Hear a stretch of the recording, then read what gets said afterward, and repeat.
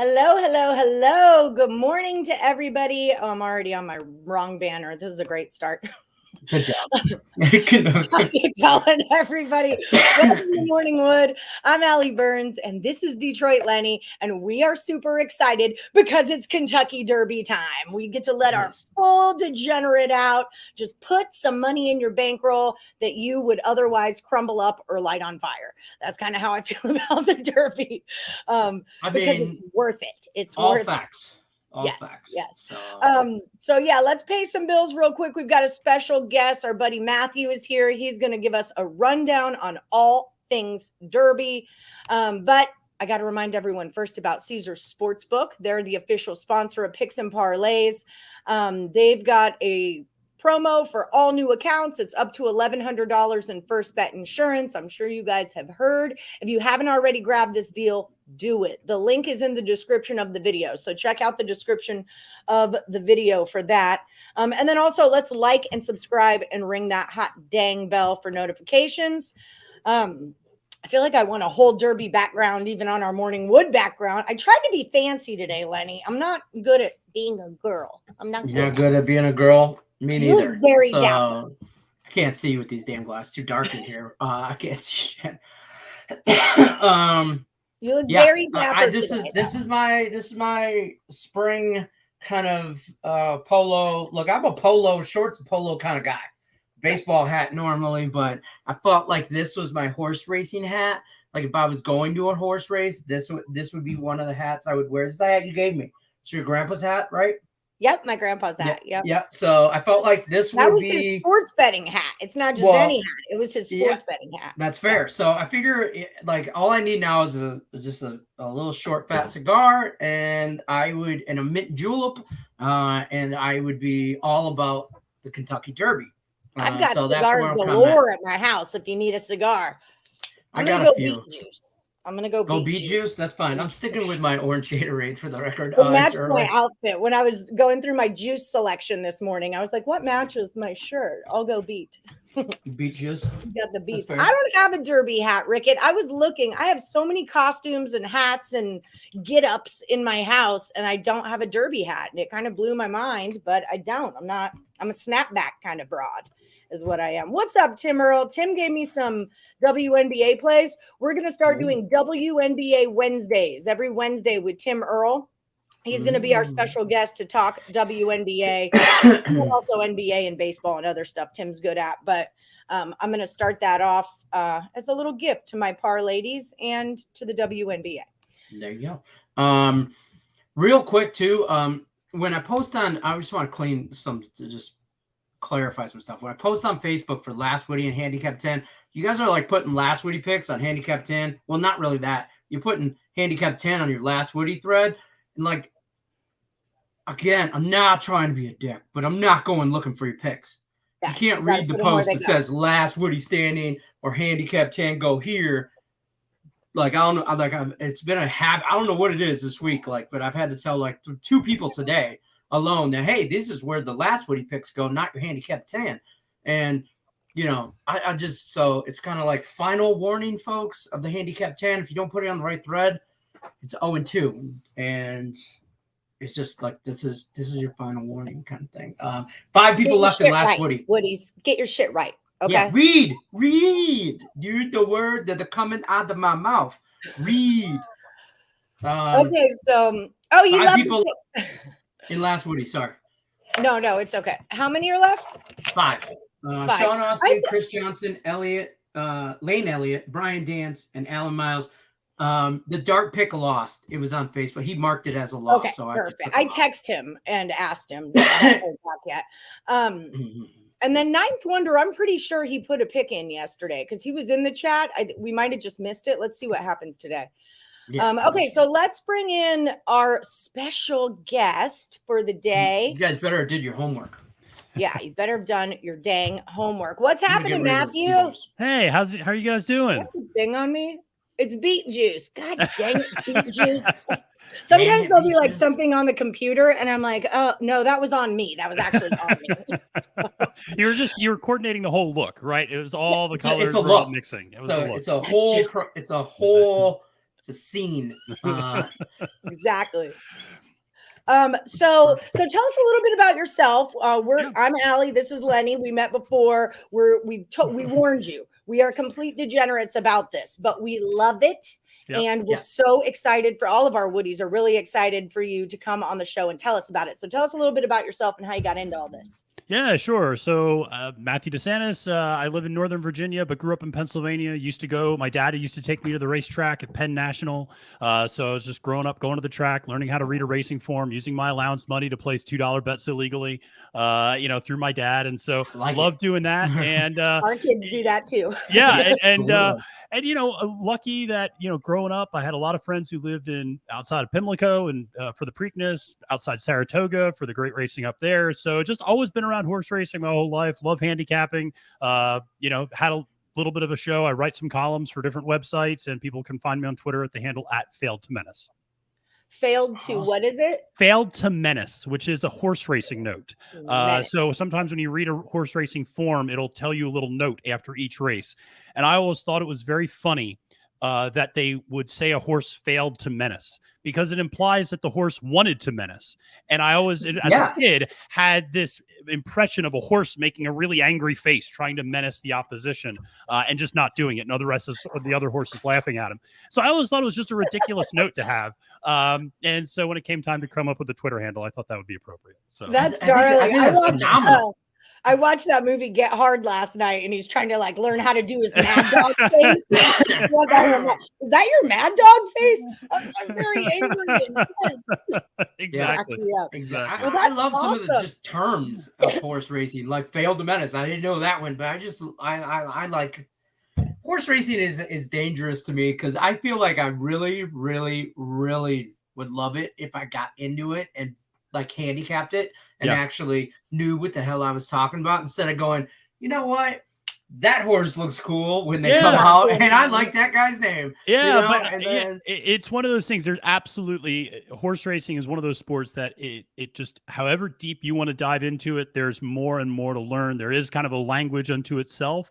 But to your point, Lenny, going to the track and just going, that horse looks really good, is actually a great way to start handicapping, because a lot of times the horse that looks the best in the paddock is probably going to end up running really well. If the coat's shiny, if the muscles are rippling, that tells you that horse is ready to roll. And so a lot of times, it's funny when I take beginners to the track, a lot of times they have a lot of success early because they don't fill their minds with all these numbers and all these facts, and they're just looking at the horse and going, well, that's a pretty looking horse, I'm going to bet on that horse. And that usually works out pretty nicely.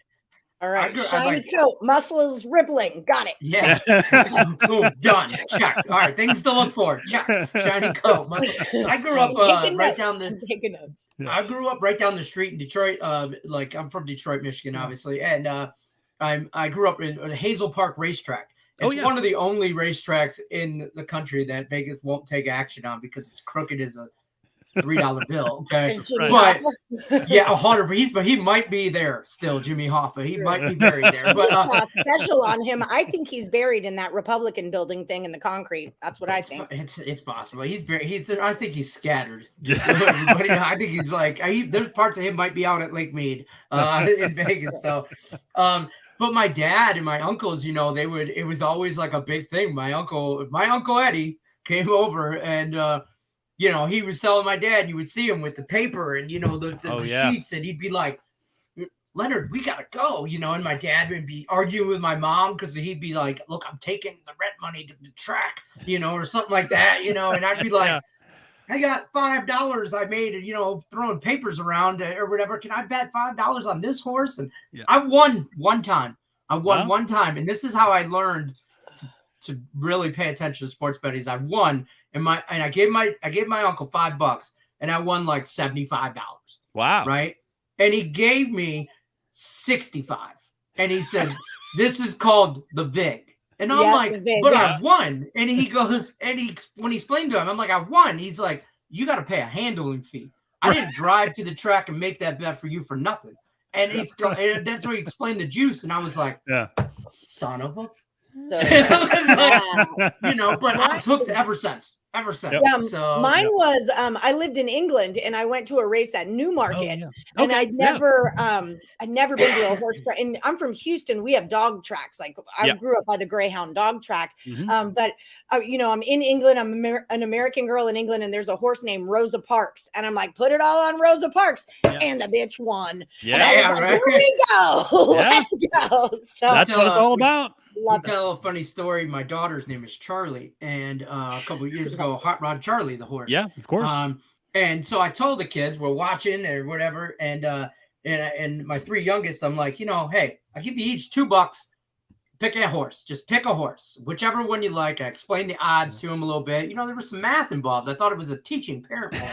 It's a teachable moment. Yeah, exactly. And so my daughter obviously says Hot Rod Charlie for sure, and she's been every year, like every month, she asks me when the Kentucky Derby is on again. So she's hooked for life. But we still call her that. That's her name. We still call her Hot Rod Charlie. Like that's just her name. I love it. You know, that's a good horse to pick too. Hot Rod's that's a really nice horse. Didn't win the Derby, but a really nice horse. Exactly. So okay, so shiny coat, muscles rippling, but I'm guessing there's probably like some other stuff involved in that. So give us some tips, Breg. What do we need to know? What do we need? I'm going to give the floor to you. What do we need to know? So I think, you know, you mentioned, you know, when we talked earlier about track conditions. So it is raining in Louisville today. A lot of thunderstorms overnight last night into today. It's going to be raining throughout the day into the evening. Now it is going to stop raining by tomorrow morning. The grounds crew is going to have ample time to get that track ready. I would expect the dirt track to be fast, but it will have moisture in it. And some horses don't respond as well to a kind of a track with some moisture in. Others respond to it quite well. One thing to note is there is a sire named Gunrunner.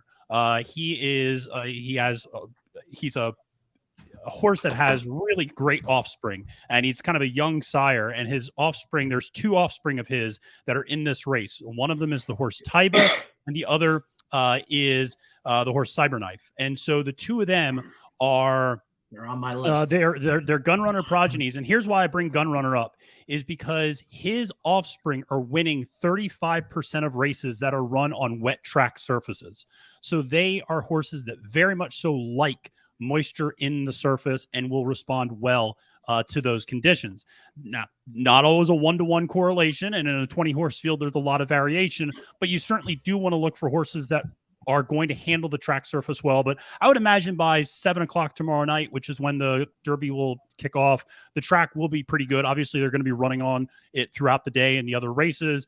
So it'll be a fast track, but there will definitely be some moisture to it, and it might be a little muddy. Now, I remember it was like 13 of the 20 horses have not run on a wet track before, and 2 of the 20 have won a race on the wet track before, right? Yeah, it is rare. I mean, that's kind of one of the issues that you have with this Derby prep season is that you run a lot of races in South Florida where it's, you know, beautiful this time of year, and it's kind of before the storms start coming in, and they run a lot of races out at California. And so where it rarely ever rains. So a lot of these horses just have not had much in terms of bad conditions to run into. Some of the horses that have been running up in New York over the winter actually are probably the ones best suited for those rough conditions. I mean, because they've been running in snow, sleet, freezing rain. Yeah. I mean, they've been running in everything. And even some of the horses running in Arkansas have faced some pretty tough conditions. Cyberknife in particular is a horse. That was a pretty muddy day when he won the Arkansas Derby. So, you know, something obviously to keep in mind. So, so track conditions always an important thing. I got a question. So Andrew wants. Oh, I was going to say Andrew wants to know who has the most Grade 1 and 2 stakes race wins in the field. Can you tell me what Grade 1 and 2 stakes race wins are? And then answer that question, please. Yeah, sure. So Grade 1 and 2 stakes wins are the highest level of stakes races.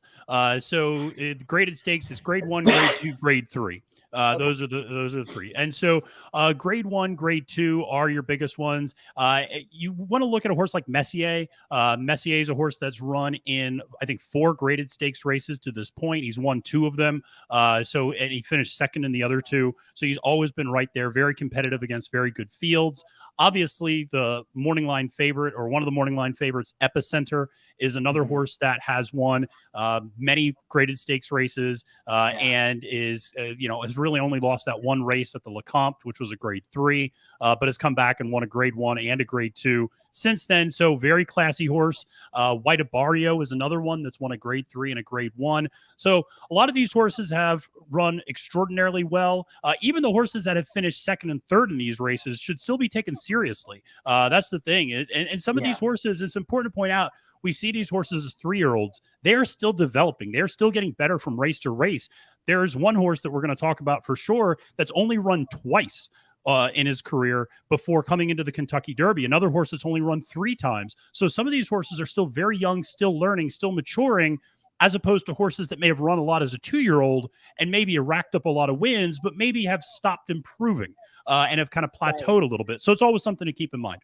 And that 2 to 3 year range is very important for a horse, if I'm not wrong here. I mean, that's really where their maturity level is night and day. If they go from a 2 to a 3-year-old, there could be big thing. How much does positioning play into your handicap? I mean, you know, I mean, like railed horses, like somebody gets a one spot as opposed to like an outside horse. I mean, is that, I know some perform better in certain situations, but how much does that really play into your handicapping as opposed to like the weather? It does. So I actually think positioning plays in more importantly than the weather in this particular case. I mean, obviously, if it was like a sloppy track and if it was raining, that would be one thing. But positioning means everything, I think, in this race. And I think this race is going to come down to, because I don't think there's a dominant horse in this particular crop of 3-year-olds. There's a lot of very good horses, a lot of evenly matched horses. Therefore, it's going to come down to who gets the best trip out of those. And so who's going to be able to get that early position. To your point, the inside rail, one of the horses people really like drew the number 1 post, Mo Donegal.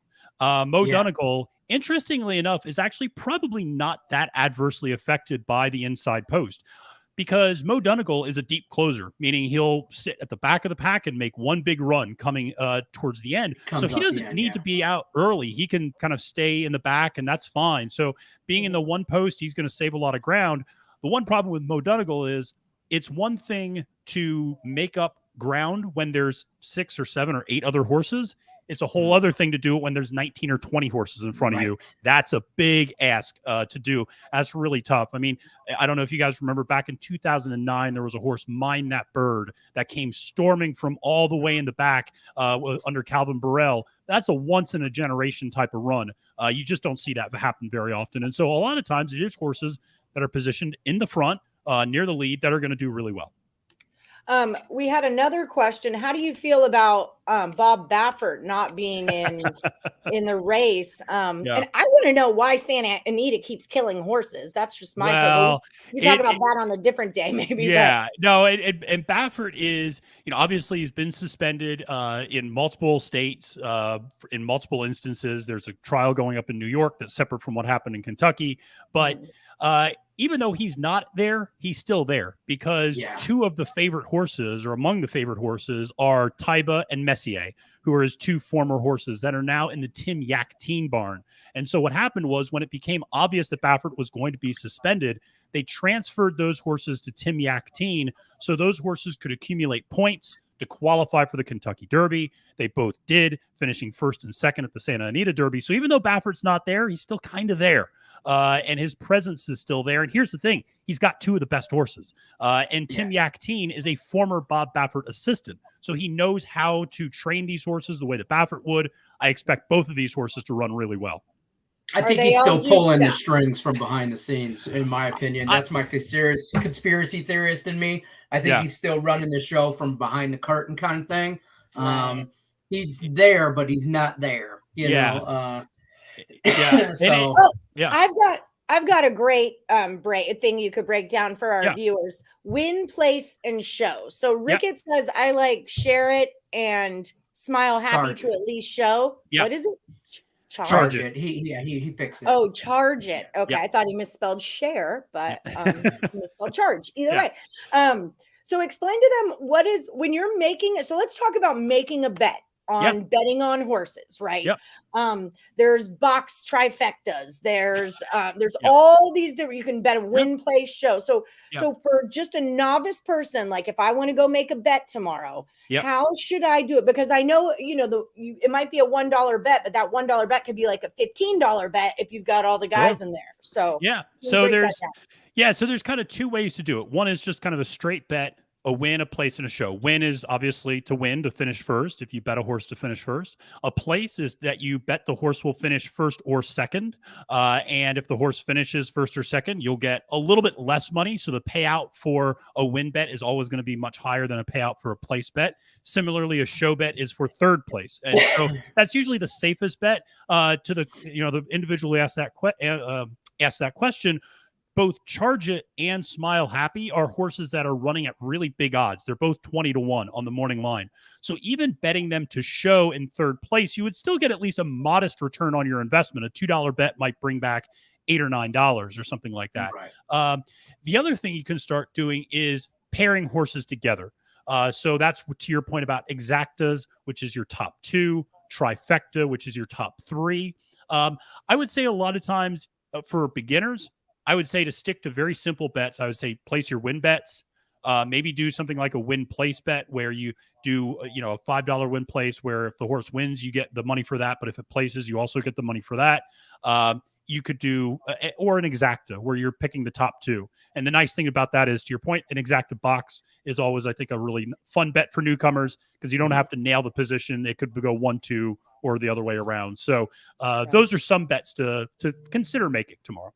Remember, I hit mine last year, Lenny. I hit a box trifecta. She accidentally won. Oh, nice! I did. One of my dear friends, her husband's from South Africa, and he grew up riding horses and playing polo and loves horse racing. Yeah. So I take her picks, and so I just took one of hers and ran right into a winner. That's great. Thing. Yeah. Okay, so let's talk about the verbiage of it. Like you walk in. So this is why they call it a race and sports book. Like for everyone out there, you'll see the race and the sports book. The race usually likes to keep to race. You can't bet sports at the race window. They're going to have a freaking fit at you. Trust me. Right. Don't do that. Don't do that. It's bad. They're like on a time crunch. They've got their papers. You've offended them. You've offended them. You're in their world now. Yes. So when I walk up to them, how would I say it? Would I say, I want to take Messier to win for $2, right? Close. So you would actually, a lot of times you use the number of the horse. Yeah. Use the number of the horse rather than the name of the horse. Okay. So you would say, can I have a $2 win bet on the 8 or something like that? Or $2, Messier is the 6. So you'd say, I want a $2 win bet on the 6 in the 12th race. And so you have to let them know the race too. So who should I put a $2 win bet on, Matthew? So one of the horses, and we can talk about this horse later. One of the horses I like, I do like Messier actually quite a bit. And that's who I picked up top. But if you want a really big payoff, Simplification, the 13 horse, is going off at 20-1, and I absolutely love this horse. I think this horse is going to run really big, and if you hit a win bet there, it's going to pay out really well. There's another question too. One thing that's different about horse betting than regular betting is the payout, because it's all pooled together, right? And so you don't really know what you're going to win until everything kind of goes down, right? Because it's all pooled together. Can you explain that a little bit? Yeah, sure. So win bets are usually pretty straightforward, that, you're going to get, if a horse goes off at the post time at 5-1 and you put a $2 bet down, you're going to get around $10. You might get a little bit more. You might get closer to 12, but you're going to get around that money back. The thing is, people might place a lot of money on a long shot to place or to show. And so a horse that is maybe 20-1, you're not going to get 20-1 on your show bet, because you're already betting kind of for that third place finish. So you're already going to get like closer to 8-1. And then you might not even get that, because the horse is a very attractive bet. So yes, that horse is 20-1 to win, but might be like 10-1 to place or to show. Yes. And so that's what kind of varies things. That's why people sometimes they're like, well, shouldn't I have one more? And it's like, well, yeah, but that horse was really popular, what we refer to as underneath. So up top as a winner, we might, that horse would have paid huge, but underneath that horse probably is not going to pay quite as much. And that's true, when you're looking at exotics like exactas and trifectas as well. I was going to say, like, simplification, for example, the horse, he's the number 13 horse, if I'm not mistaken. I do have him on my list here, and I would probably bet him to win, place, or show. And now if he wins, my payout's going to be obviously way more than if he was to just come in third. But I think that's a horse at 20-1. There's good odds that I think he's gonna be on the board. Let's put it that way, in my opinion. I like that horse. I got a few though that I like, but my question too, I had another question I thought of last night. And do you like? So it's a day before the Derby. Now for us who bet, like, say, baseball or hockey or whatever, like right now I'm betting tomorrow's hockey already because I'm jumping on those early lines. Does that play into handicapping or much? Or like if I'm betting my horses today, should I bet my horses today or should I wait closer to race time? Does that factor in at all? Or that is a good question. I've been doing my homework on this shit. I'm just telling you right now. I would probably wait until closer to post time, and I'll tell you that for a couple of reasons. One is, Ali brought up the track conditions, and that's something to consider. And it's also important to watch because they're going to be running lots of races on the dirt before the Derby, and you can start to see if there's a potential track bias. Are horses that are breaking inside running well? Is referred to as a golden rail. Is the inside going really well? Are horses that are running outside not performing? You want to see how is the track playing? Is the track being fair to early speed, or is the track being really beneficial to deep closers? And so you want to see how the track is playing throughout the day. So I would hold off on placing those bets until the beautiful part is there's an hour and a half between the previous race and the Kentucky Derby because of all the television coverage and things like that. So I would actually probably wait until that last race before the Derby, and you got yourself an hour and a half to place your bets before the Derby. That's the window I would use to really make my wagers. Okay. Perfect. So the 12 bets that I've already got in are probably just not good. No, they can absolutely hit. I mean, they can absolutely hit. Yeah, I haven't made any bets yet. I'm waiting to talk to you. I haven't made any bets yet. I'm waiting to talk to you and Lenny about this. Yep. But that's a really good point. I mean, it's like in the NBA, we wait to see who's playing. Before you make your bet, you want to wait. Like I already have hockey bets on for tomorrow. Like for tomorrow's matchup in the playoffs, I already have games bet already. So, but that's obviously a different, not just a different sport, but it's just a different realm. We kind of preach sometimes like bet your lines early. Before they shift and stuff like that. But in this situation, outdoor, you kind of want to see how the track plays because there are races prior to the Derby, like two or three races or something like that. There's 11 races before the Derby, so it's a 14 race card. The Derby's the 12th race. 12, That's another thing. When you walk up to the thing and say $2 win bet on number 13. You want to say what race it is too, because there's a race going on as you're making this bet. You're going to get on that race, so you're going to say. I've definitely been, I've definitely been told by the woman at the race window. She's like, "Sir, the 13 is not running in this race." And I'm like, "I get it. I'm sorry. Yes, the race 12, not race 8. Sort of thing. Yeah, my bad." Right. So I just want to prepare them for it's scary walking up to a window and I walk up to windows and make sports bets all day long, but walking up to that race window is like, they know I'm not one of them. It's intimidating. I'll tell you what, it is. It can be intimidating, but there is nothing better than at a racetrack with a $1 hot dog and a lukewarm draft beer, and you're watching horses go, and these things they're magnificent creatures. First of all, when you just think of the engineering of a horse, like how big that body is and how skinny those legs are, and I mean, it's an incredible. That's why they call it horsepower, man. It's an incredible creature, the horse. Anthony Manzano wants to know what horse in the field for the Derby is the favorite to win the Triple Crown this year. That's a really good, great question, Anthony. I don't know if there's. I don't think there's a Triple Crown horse in this field. I don't think there's just in this crop. I think it's a very evenly matched crop. If I had to pick one, based upon how I think things might play out, I would say a horse like Zandon probably. And so Zandon is one of the favorites, and it has a great jockey aboard in Flavian Pratt, who I think is one of the best jockeys in North America right now. He is an incredibly classy horse. His performance at the Bluegrass Stakes at Keeneland coming into this was one of the most dominant efforts I think we saw out of this 3-year-old crop. And Zandon is a horse that could run back, I think, at the Preakness, could run back again at the Belmont, could handle the distance. I don't think that's an issue because you want to look at a horse that can handle the distance of stretching out to 1.5 miles at the Belmont. I don't know if the two former Baffert horses, Messier or Taiba, are really able to handle that 1.5 mile distance, or if either of them are really capable of coming back on such short rests. So I think Zandon's probably your best bet, but I really don't think there's a Triple Crown horse this year. I wouldn't be surprised if you have 3 different horses winning the 3 different Triple Crown races. What do you think of Zandon, Epicenter, and Taiba in a trifecta box? So I like the first and the third. I don't know about Epicenter. So Epicenter is an interesting horse, and I'm going to give you a couple of stats to keep in mind when you're going into the race. Epicenter's trainer is Hall of Fame trainer Steve Asmussen. Now, here's the thing. Steve Asmussen is 0 for 23 running horses at the Kentucky Derby. He has never won the Kentucky Derby. He's due. That's one way to look at it.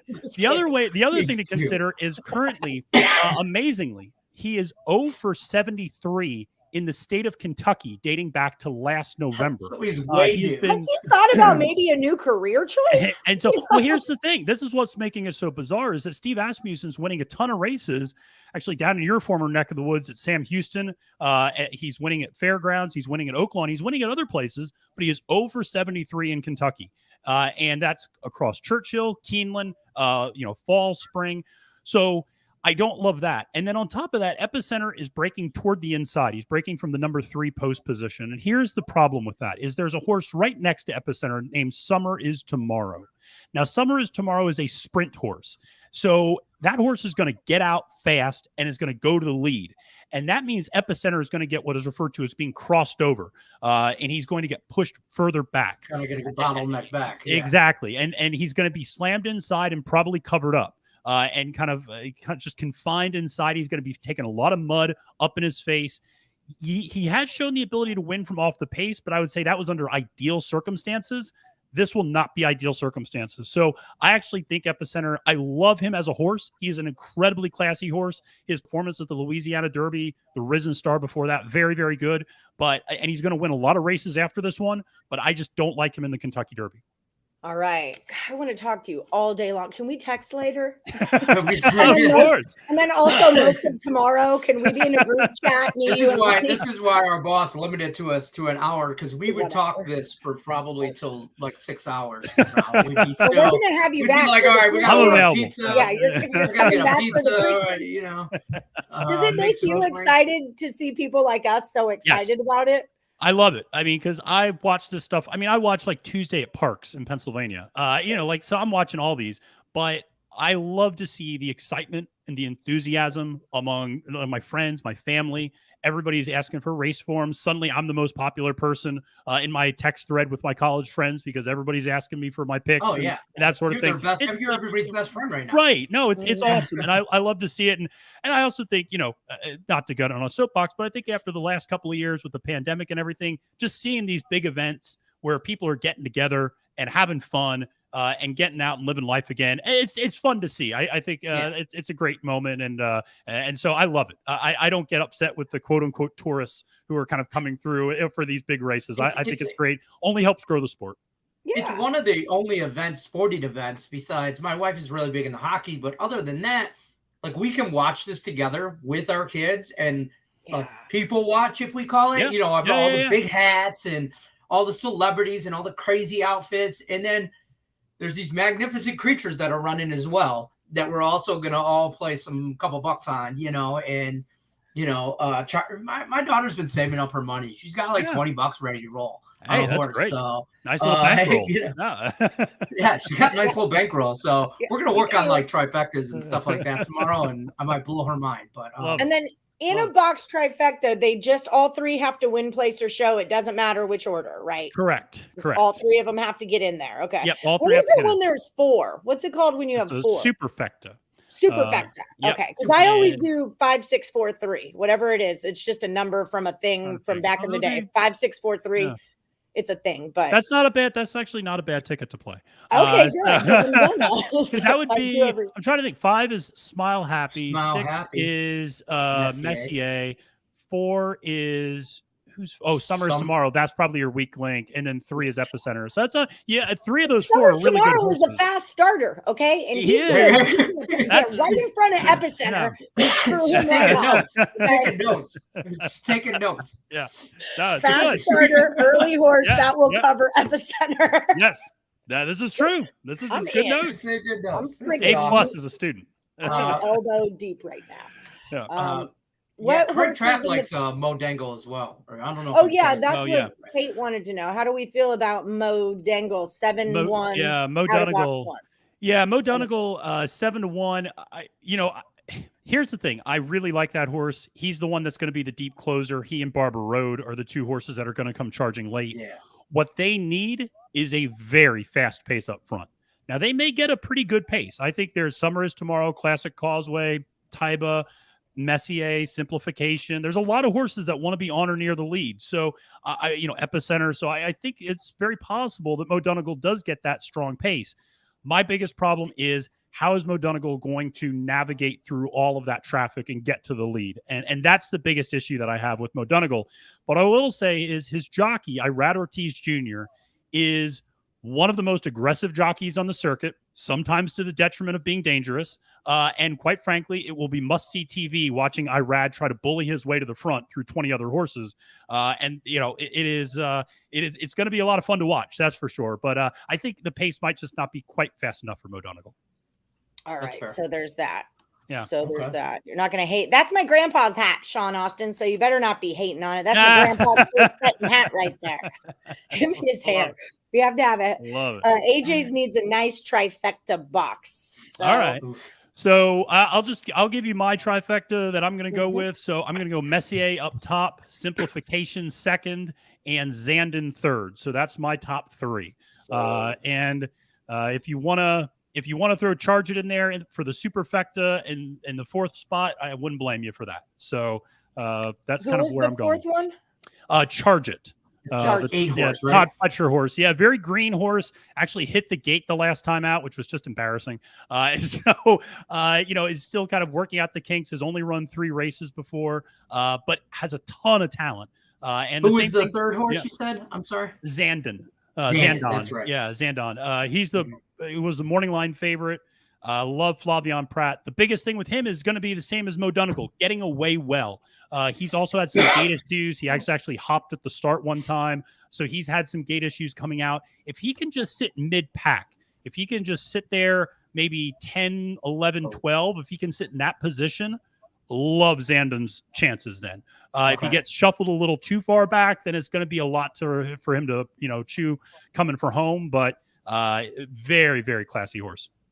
I love classy horse. It's a classy horse. What's the opposite? What's the opposite of a classy horse? Are there like white trash horses out there? That horse. We try to use nicer language. I don't know. Is there an opposite of a classy horse? I don't know. Sometimes we would just like say a Lenny horse. We could just call him a Lenny horse. We'll just say a Detroit horse. A horse that fails to menace. We'll say that. Oh, I love it. So we'll do the callback. Bam. Nailed love it. If there was a horse named Morningwood in there, it would take all my I would empty my bankroll on Morningwood. I would have so many fectas going on. There was a horse a couple of years ago named after the guy who owned it was a Red Wings fan, a Detroit Red Wings fan, and he named it after one of the players from back in the 90s or whatever. Yeah. And I forget. And I was like, my wife had to we had to have a conversation on how not to take more money out of the ATM to put on. I was like, man, I'm betting the whole car. I'm trying to get a car loan here and a second mortgage. I'm betting it all on this horse. And that's we had to have a conversation about limits and restraint. It's funny. That's what my dad, there's a horse right now named Baby Yoda. And my dad loves this show, The Mandalorian. And my dad, every time Baby Yoda runs, it's just like, well, I'm putting money on Baby Yoda. And I'm like, Dad, just don't put money on Baby Yoda, please. And so he's got all the Baby Yoda dolls, and he loves that horse so much. And it's all because of the name. And the horse he's going to win. Not a bad horse. Yeah, not a bad horse, and has won some big races. So he's definitely won some money, but he's also lost some money. So, it's win some, lose some. Do you have your own horse racing show that we could watch? I don't anymore. I used to have one, but if you just follow me on Twitter, I do a lot of Twitter live streams. And then there is a horse racing contest called Stable Duel, which is an interesting kind of horse racing fantasy app game. And every Friday morning, me and a couple of other guys will do a live stream where we give out really good suggestions for, big priced horses that might be useful in these different games at Gulfstream Park, at Sam Houston, at some of the big tracks throughout the country. So, if they just give me a follow on Twitter, definitely plenty of content that I push out. I'm doing following it you right now. Oh, thank you. Thanks. Done. There it is. Appreciate the follow back, by the way. Love you. Yeah, absolutely. Yeah, Anytime you want to come talk horses, you let us know.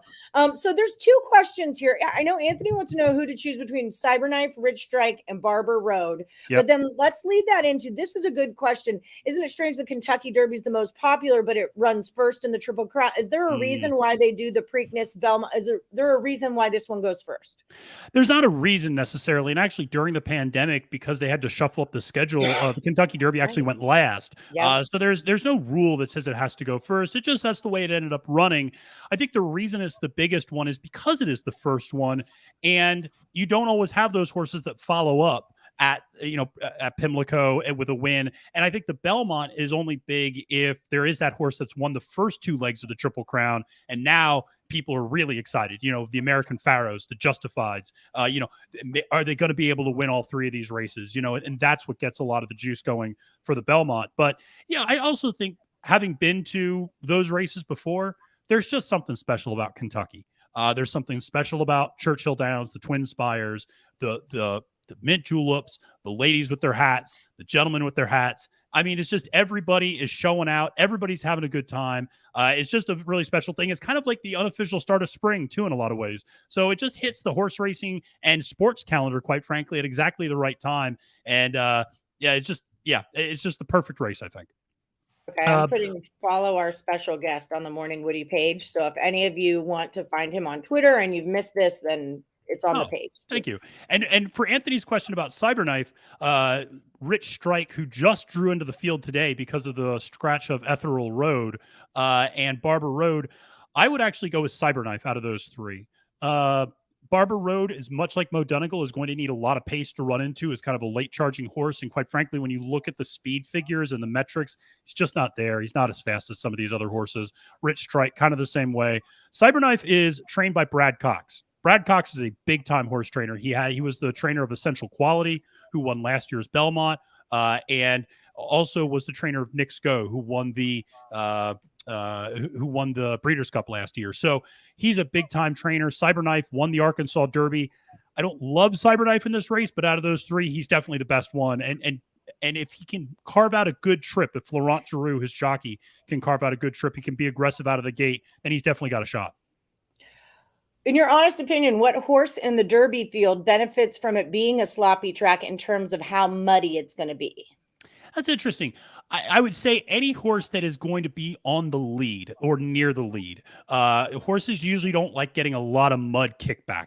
And so that tends to not favor those deep closers or even mid-pack horses. So I would say a horse like White Barrio, maybe, who won the Florida Derby, who we've not talked about yet. A horse like Simplification, a horse like Messier, a horse maybe even like Cyberknife if he breaks really well. I think those horses would all benefit from those conditions. And usually when you have mud, it's usually a pretty fast track and will favor early speed. So those early speed horses will definitely benefit from those conditions. Okay. All right. Bet a bunch. I like it. Yeah. Absolutely. I know. That's so cute. Got a hunch. Bet a bunch. Alan remembers when I can't say Zenyatta. that word. Yeah. Zenyatta was undefeated, named after the Police's third album. Nice. Yeah, Zenyatta, amazing horse. Yeah. Whose job? I've always wanted the job of being the person that names the color of the crayons. Whose job is it to name the horses? How does naming a horse work? Like, where do we? Because that's how often we pick our horses. If it's gray or if it has a fun name. So whose job is that? And do they name them with the, like, they want us to bet on? Like, is it a thing? You know what I mean? No, usually not the latter, but they do try to come up with spiffy and smart names, and there are certain naming conventions. There's only so many characters a name can be, so it can't be too long. That's why a lot of times you'll see abbreviations, or you'll see words being bunched together or shortened in some way, kind of like a personalized license plate. And so, that's one of the reasons. But a lot of times it has to do with their offspring. It has to do with their sire. So they'll name. So for instance, there's a lot of gun runners, and gun runner is a lot of his offspring are they have gun themed names to them. Okay. Cool. And so a lot of times it's kind of connected to that sire. Sometimes though it's connected to the owner, because the owner is ultimately the one naming the horse. And so for instance, the owner of Cyberknife is a doctor who has used this very new tool to try to combat prostate cancer, and the tool is referred to as a cyberknife. And so that's why he named the horse actually after this tool that he's used to help solve prostate cancer, which is something his father actually passed away from. More now. So sometimes you get those very personal stories about how the horse is named, and yeah, other times it's just, I like to play on the Red Wings, and now I'm naming this horse after. It's that simple. So yeah, it made sense to me. So I mean, this is a great question.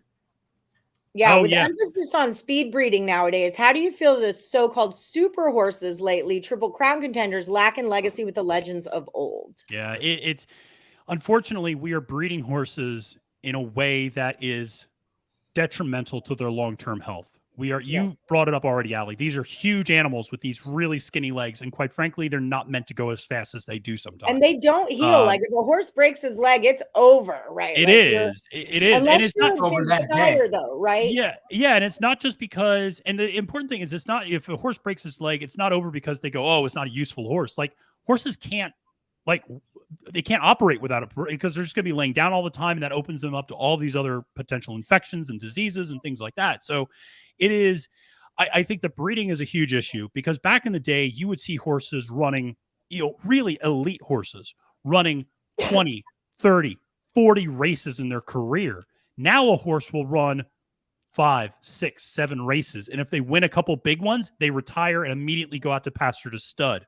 And so they're not being bred for endurance. They're being bred for speed. That's why you see a lot of, that's why a lot of horses don't do well at the Belmont, for instance. That's 1.5 miles, because they're not bred to do that. Right. And one of the interesting things from all of this is there's a horse in this race that I think a lot of people are rooting for, Crown Pride, Japanese horse. And the Japanese are doing things the right way. They are breeding in a way that is highly effective. They won 2 races at last year's Breeders' Cup. It was the first time a Japanese horse had ever won a Breeders' Cup. They won 2 of them within an hour. Then they go over to the United Arab Emirates. They won 5 races that day at the UAE Derby against the best horses in the world from Europe, America, everywhere.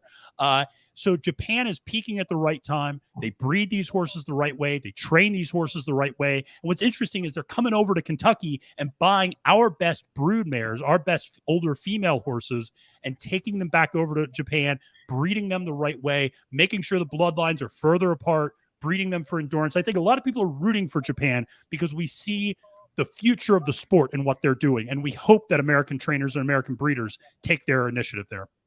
Wow, that's really interesting. We loved the Japanese horse last year. Remember, we were all into that horse last year. The Red Wings horse, by the way, was Nyquist. Oh, okay. Oh, yeah, Nyquist. That's right. Yeah, it was like really good horse. 5, 6 years ago or whatever. Yeah. Nyquist was his name. And he was like the favorite at one point. Look, I won money on him. I don't care what he says. He's a damn good horse. So just carrying on what you just said, why is it that we do that? Is it just money? I mean, is that what it is? It's money. Part of it is money, and part of it is we also have a lot of dirt racing here in the United States, and that's a different phenomenon. Over in Europe, it's all turf racing, and they don't have dirt races. You would know this going to if you went to Newcastle, like it was all on the grass, or Newmarket. It's all it's all on the grass over there, and that's a different type of breeding too. And it's actually a little bit of a safer surface to run on. But in America, the big money competitions, the Kentucky Derby, the Preakness, the Belmont, the Breeders' Cup, Pegasus World Cup, They're all dirt races. And so it just leads to a different type of breeding, a different emphasis on speed. And so that's why also European horses tend to be a little bit healthier too. I like a lot of, those horses that are coming over in the turf races, and we'll actually see a couple of those on the undercard on Kentucky Derby Day. Are there any horses from Ireland racing in it? No horses from Ireland racing in the Derby today, but I would say, take a look at some of those races on the undercard. Adamo is a horse that's running, I think, in the 11th race. That's a Chad Brown horse. Chad Brown is a great American turf trainer, and he's got just a great fleet. He always brings over a lot of European imports. And then later this summer, be on the lookout up in Saratoga. A lot of good European imports will be coming over there. Two great European trainers, Aidan O'Brien and Charlie Appleby, will bring over their horses from Great Britain and Ireland. So you see a lot of great European stock in northern New York. Is that we've only got about 8 minutes left. Yep. Is there any horse in the field this year that have a great first half and a great back half? Ooh, like a kind of a consistent or just a really steady horse. Like they're just going to frickin' win this race if that's the situation, right? I think this is stuck in the middle. So I think this is the question is it could be Taba, who is the former Baffert horse who has only run 2 races before and is running in his 3rd race. This is the 148th running of the Kentucky Derby. In the previous 147, only 4 horses have ever come to the Kentucky Derby with only 2 races under their belt. They are 0 for 4. No horse has ever won the Derby in his 3rd career start. Taba, though, if you just asked horse people, pound for pound, is probably the most talented horse in this field. But the horse needs long layoffs. There's been some medical concerns, I think, in the past. But when this horse fires, man alive, it's impressive. We use something called speed figures in horse racing. A lot of people look at something called Beyer speed figures. Only horse in the field to have 2 100-plus Beyer speed figures in his only 2 career races. Incredibly impressive, incredibly fast, can run well early, can run well late. If you told me on Saturday night at 8 o'clock that Taba won by 5 lengths, I would totally believe you. If you also told me Taba faded and finished 18th, I would totally believe you. There's just so much variability with this horse that it's a really risky bet. Okay. I know, Michael. We could listen to you for hours. That's so good. I used to be what are you doing tomorrow? I'll do another show. If you want to come on tomorrow morning, I will work on Saturday if we can do this all again. I feel like you're probably super busy tomorrow because it's your big day. I block out Derby Day, man. I block it out. I'm like, I don't want to, I want to have fun on Derby Day. And it's just NFL national championship basketball. Like I'm not doing anything. Yeah, I don't want to talk. I don't want to talk about anything. I just really the whole month of March is that way for me with that. I'm gonna be drunk for the next 2 weeks. Just so everyone knows that. Yeah. So everyone freaking knows what I'm doing. Charge It hasn't peaked yet like the other horses. A clean trip, and if he doesn't run green, he can win. I agree with that. I agree. I think Charge It's best races are ahead of him. I think the question, though, is will he get that greenness cleaned up in time for the Kentucky Derby? And he needs to have a clean trip, and he hasn't really shown that yet. He's still really green. I mean, that stretch run, he was all over the place. I mean, I made a joke. He looked like he was driving in South Florida on I-95. He was just switching lanes and going all over the place, weaving through traffic. And it wasn't because there were horses in his way. He was just really green, didn't know which lead to get on, and just, and just over answered a lot of this stuff. Yeah, maybe a little on the sauce too much, maybe too many prior to race time. Yeah, see, Tate understands. Drunk March is the thing. Sure. Yeah, for sure. The over-under on Tate Mint Juleps is at 3.5. I'm taking that over, by the way, tomorrow. Yeah. Before race time. Before race time. Before the Derby starts. Yeah. For sure. Okay, so let's do a quick recap here. Shiny coat and muscles rippling. That's actually a good thing if you're picking horses that way because your horse looks ready to go, right? We're looking for horses that look like they want to be there, okay? Track conditions are important, but it's not going to be like it's not a big muddy swamp of a thing, so it's not going to be the worst deal ever for some of the horses. Positioning means everything. We like who's our dude on the rail? Oh, well, Mo Donegal's on the rail, so he's going to be pretty far back. But that early position is all about, those horses that can sit 2, 3, I'd say 3 through 7. That's where you want to be. If you see your horse sitting 3rd through 7th at the quarter pole, at the first call, when the announcer's calling it out, that's going to be an ideal trip. for your horse. Sitting Perfect. 3 to 7. That's Okay, good got it. information, man. I appreciate it so I'm much. so I happy. mean, I feel like I just had the best horse racing class in my life. Yeah, way better than my Uncle Eddie did when I was 12. I can tell you right now, way better. So, and then remember, people at home, win, place, and show. Win is first place, place is second place, show is third place. And you need to know that when you're making a bet, because you want to walk in there. First of all, you want to hold off on placing your bets until the last race of the day before the Derby. You're going to have an hour and a half in there to get your bets in. And the reason why is we want to look at that track and see how it's run and see how everybody's doing their thing.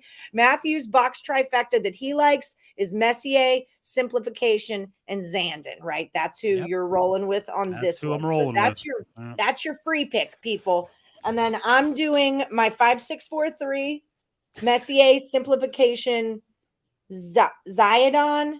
Why do you spell it this way here and that way there? Like and then Brandon, charge it, right? Yeah. Charge it's my 3, right? 5, 6, 4, 3. No, the 3 is Epicenter. Oh, but I don't like Epicenter because he's going to get covered by Summer is Tomorrow.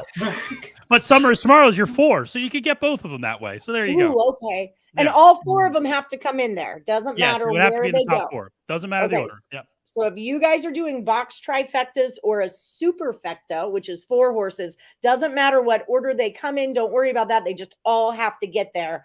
And then the other thing is how to make the bet. When you make the bet, you want to say, I put $2 win bet on horse number, whatever it is, in race number. What race number is? It's 12, isn't it? 12. Yep, that's right. 12. Race number 12. The Kentucky Derby is 12. And then one last question. Is there anyone in the under ticket? What did you call it? The undercard?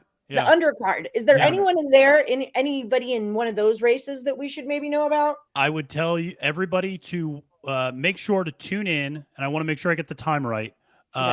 Tune in at 1:56 p.m. Eastern for race 7. This is the Pat Day Mile. The horse you want to watch is called Jack Christopher. Jack Christopher, Jack Christopher is as classy as it gets. Jack Christopher, if he had not had shin surgery last year, would absolutely be at the Kentucky Derby and probably be the favorite. He was the dominant 2-year-old colt in North America last year, was going to just run away with the Breeders' Cup. He actually has run a better speed figure than just about everybody else in the field, and he ran it as a 2-year-old. He is a dominant horse. He's a Chad Brown horse. He's coming back from a 6-month layoff, so he's going to be fresh. But this Pat Day Mile is the race that he's running in. Tune in and watch, because I think you're going to see something really special, and I can't wait to see this horse run. I can't either. Christopher. At 1:56 p.m. Eastern. Race 7, right? Just so they all see it too. So race 7, Jack Christopher, 1:56 p.m. Eastern. I'm going to put my house on him to win. Do it. Race 7. Do it. Do it. Lenny's real quick, house this is a great him. question. Is there a jockey you like better than others? I like Flavien Prat the most. I think Flavien Prat is he just actually, right before we came on, he gave a remarkable ride on a horse named Bleecker Street on the Kentucky Oaks undercard. He is riding Zandon in the Kentucky Derby. Pratt is so good. So one of the things that's interesting with him, not to get too inside baseball, but he was running out in California. He is now moving his base of operation in New York, and he is going to become Chad Brown's number 1 jockey, basically taking over Irad Ortiz Jr.'s spot, I think, in New York this year. So he is a guy who is ascending. He's a guy a lot of people may not know. And here's the amazing thing. He's only been in 4 Kentucky Derbies. Amazingly, he has been in the top 3 in 3 of those 4 races. That's an amazing statistic for a jockey to have a 75% hit rate in the top 3 at the Kentucky Derby. I mean, people go their whole life without finishing in the top 3. He's done it 3 out of 4 times already. And he's riding Zandon? Yep. Yeah. Zandon equals I best. got another one. I got all kinds of I stuff. know. Look, So, I got this. I got another this. sheet of that's paper, the- dog. That's the thing about this Page year's 2. field. That's the thing about it. You could honestly make an argument and fall in love with about 10 to 12 horses in this field. And it's going to make for a great race. And it's going to make for great betting too, because you're going to get some big odds on a lot of these really good horses. How many box trifectas should we be putting out? Like, how many total bets should we be making, kind of a thing? I will always I'm more conservative. I always go to the side of like less is more. So I would, I pick maybe 1 or 2 win bets. I would maybe do an exacta box or 2, maybe 1 trifecta box, because those start adding up a little bit. Like trifecta boxes start costing a little bit more. So I would do a lot of straight bets of just win place bets. I do a couple of those, maybe an exacta, maybe a trifecta, but try to keep it simple. Okay. Don't because those exacta trifectas, they don't hit very often. So don't overwhelm and you want people to have a good time and not feel like, oh, I just lost $100. That's right. Yeah. Because that's why I opened the show by saying, like, take $20 or $50 that you would otherwise light on fire, because it's that, exactly. It's that kind of a thing. It needs to be money you don't need. Like, I'm not using my bankroll. I'm going to put money into my bankroll for this. It's that kind of a deal. Yeah. Okay, guys, we got to wrap things up. Matthew, thank you so much. I want you back for Belmont. I want you back for Preakness. Happy to.